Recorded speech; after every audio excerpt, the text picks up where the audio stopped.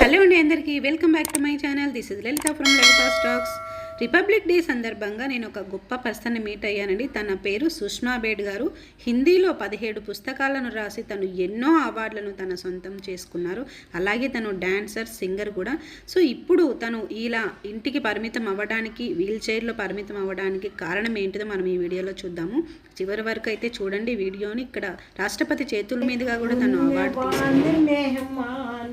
करती स्नेह भरा सम्मान, करती स्नेह भरा सम्मान।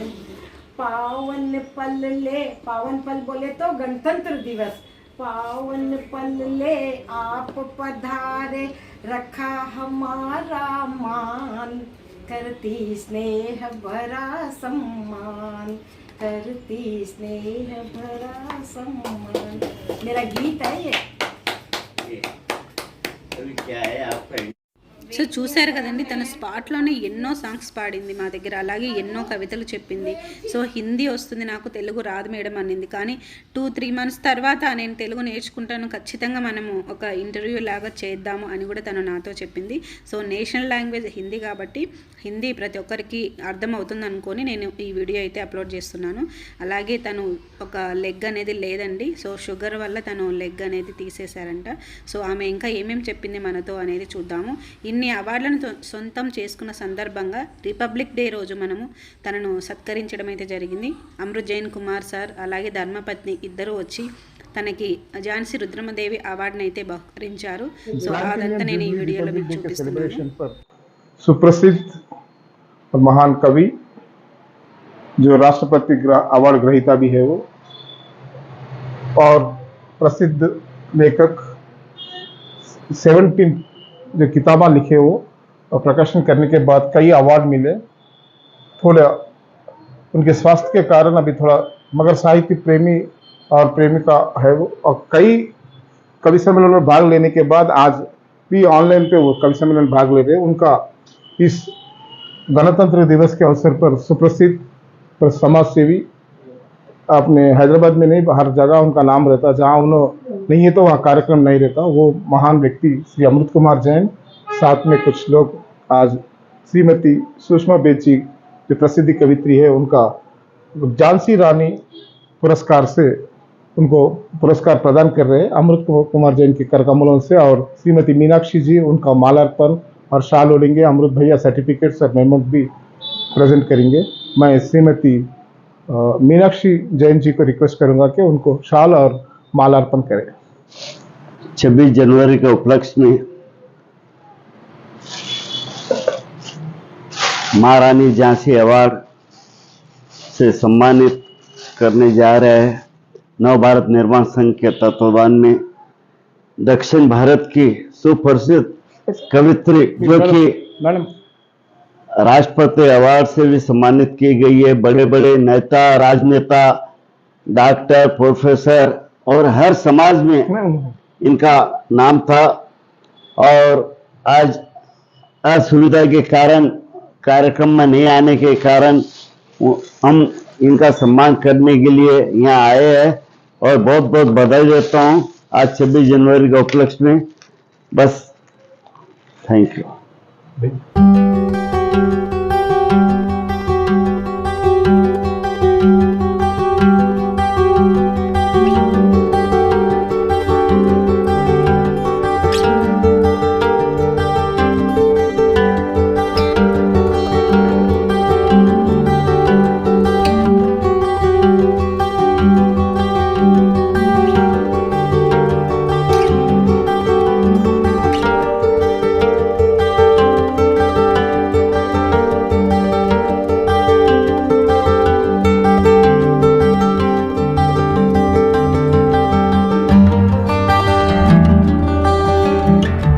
హ్యాపీ రిపబ్లిక్ డే అండి. సో ఈ రోజు ఎంతో ఇంపార్టెంట్ మన ఇండియన్స్ అందరికీ. సో మనం ప్రస్తుతానికైతే కనుక సుచిత్ర సర్కిల్ దగ్గరికి వచ్చాము. ఇక్కడ నాతో పాటు అయితే ఒక గ్రేట్ పర్సన్ ఉన్నారండి. తనను మీట్ అవ్వడం అయితే నాకు చాలా ఎంతో హ్యాపీగా అనిపిస్తుంది. సో ఈ రోజు అయితే కనుక తనను సన్మానించడం అయితే జరిగింది. తను ఎవరైప్పుడు మీకు నేను పరిచయం చేస్తాను. తను వచ్చేసి సుష్మా బేడ్. 17 పుస్తకాలు రాసి ఎంతో మన ఇండియా పేరును అనేది నిలబెట్టింది.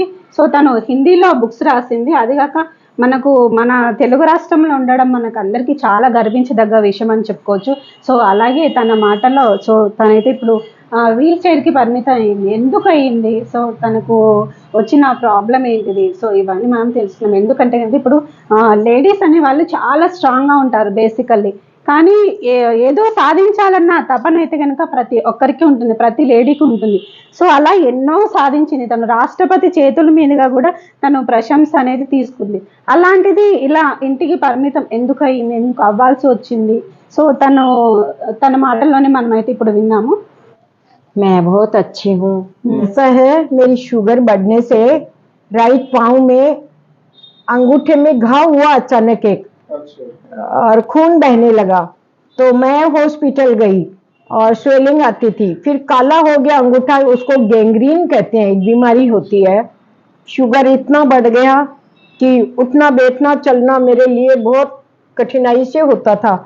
फिर अंगूठा कटा, पहले सृजना हॉस्पिटल यहाँ सुचित्रा में है, और उसके बाद अंगूठे के पास वाली अंगुली काली हो गई, उसको काटा। फिर उसके नेक्स्ट वाली अंगुली को भी काटा। मैंने भगवान महावीर बन के सारे दर्द सहन करे। मैं मुंह से चू नहीं बोली, आंख से आंसू नहीं निकाली। डॉक्टर आश्चर्यचकित थे कि ये मैडम इतना पेन सह रही है, कोई पुरुष भी नहीं सह सकता इतना पेन। करते करते घर आ गई, 20-25 दिन निकले। उसके बाद पूरे तलवे में, सोल में ये काला काला धीरे धीरे बढ़ने लगा। तो डॉक्टरों ने फाइनल यही किया कि घुटना काटना पड़ेगा। तो मेरा घुटना काट दिए। उस दिन मेरा जन्मदिन था 66वां। मैं मन ही मन सोची कि भगवान ये कैसा गिफ्ट दे रहे हैं मुझे तो आज तक बहुत अच्छे अच्छे गिफ्ट मिले। हर विधा में, साहित्य की हर विधा में लिखती आई हूँ। 1971 से लिख रही हूँ। 53 इयर्स हो गए मेरे को गाते हुए। मैं सिंगर हूँ, डांसर हूँ, राइटर हूँ। कैसा गाती हूँ, ये माँ सरस्वती की अनुकंपा रही है। सब जगह यश कीर्ति मुझे बहुत मिली। अब मैं सुचित्रा में रह रही हूँ, और आज का दिन धन्य है जो रवि कुमार एडवोकेट साहब, सुप्रसिद्ध समाज सेवी श्री अमृत कुमार जी जैन, उनकी धर्म पत्नी श्रीमती मीनाक्षी जैन, और उनके साथ हिंदी मिलाप के टी किशोर सिंह जो फोटोग्राफी है परिचित है, वो सब आज मेरे घर पर आए हैं।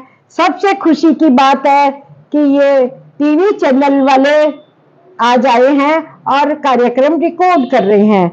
సో చూశారు కదండి, మల్టీ టాలెంటెడ్ ఉన్న పర్సన్ని దూరదర్శన్లో తను వర్క్ చేయడం కూడా జరిగింది. అలాగే లెక్చరర్ కూడా తను వర్క్ చేశానని మనతో చెప్పారు. సో ఆరోగ్యం సరిగా లేకపోవడం వల్లనే ఇంత టాలెంట్ ఉన్నా కూడా నేను ఇంటికి పరిమితం అవ్వాల్సి ఉందని ఎంతో బాధపడ్డారు. అందుకనే ఆరోగ్యంగా ఉంటేనే, ఆరోగ్యాన్ని కాపాడుకుంటేనే ప్రతి ఒక్కరూ ఏదైనా సాధించగలరు, సాధించి చూపించగలరు అనేసి మనకి తెలుస్తుంది. అలాగే ఆరోగ్యమే మహాభాగ్యం అని కూడా అంటారు. సో ఈ వీడియో నచ్చింది అనుకుంటున్నాను. నచ్చితే ఖచ్చితంగా లైక్ చేయండి, షేర్ చేయండి, సబ్స్క్రైబ్ చేయండి. ఇంకొక మంచి వీడియోతో మళ్ళీ మీ ముందుకు వస్తాను.